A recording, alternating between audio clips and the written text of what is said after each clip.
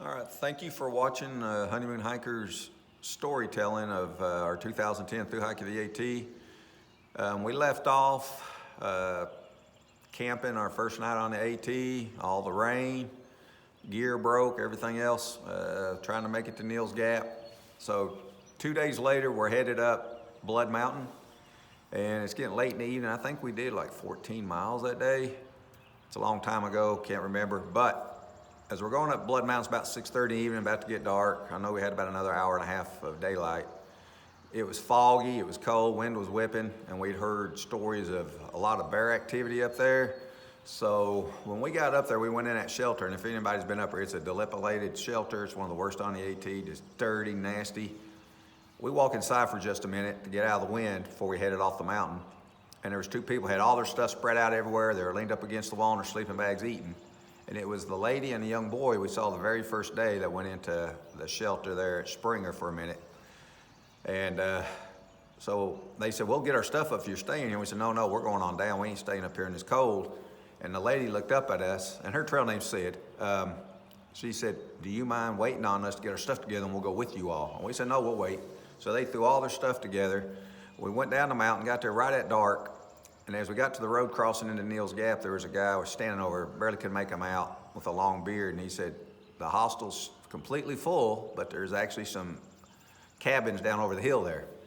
So we thought, well, it's gonna cost us 2 arms and a leg and a half for that, but we didn't care. We was getting out of the cold. And so we decided the force would split the cabin. When we got down there, that guy that was running them was so nice. And he said, how does $60 sound? Well, $30 a couple.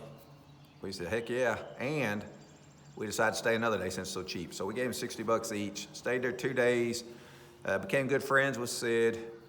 And she had to stay because I think her toenails were falling off and she needed different boots. She'd called this lady and she was gonna take her to town. She was gonna see a doctor.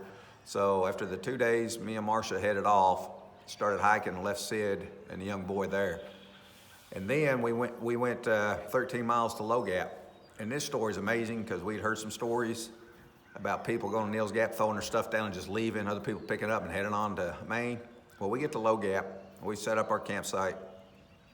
We built a fire and we're sitting there. The first funny thing was this one guy saw our fire and he come up and he's carrying one twig. And he said, you mind if I join you? I brought firewood. And he had one twig. And we said, sure. And so he didn't know it, but I named him Twig. That was his trail name to me. But then we were looking down, we were watching this man sitting in front of his vestibula, or inside the vestibula, trying to light a stove. Looked like he'd never lit one in his life. And it was one of those, what was it? It's one of the butane. Yeah, like a butane where you, I can't remember, I went blank. But he was sitting there trying to light it, and you could hear it just going. The jet bowl might be. The jet bowl, that's it. And then he lights it, and you just see this big fire just. And we thought he'd burn his hair, burn him, burn the tent. Luckily he didn't. He finally got it started. So come to find out, he was sitting at Neal's Gap and he had on Converse shoes and everything. Somebody had come to Neal's Gap, threw their pack and all their gear down, brand new, heading home so anybody can have it. He picked it up, put it on, and started hiking. And we found out later that he finally made it to Mount Katahdin because we met him again after all the through hiking and stuff. And he had said he'd made it in late October or something, but he made it.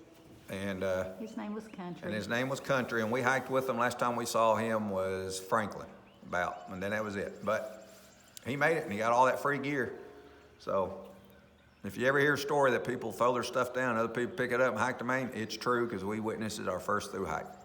So that's it for now, and our next story will be around Hiawassee.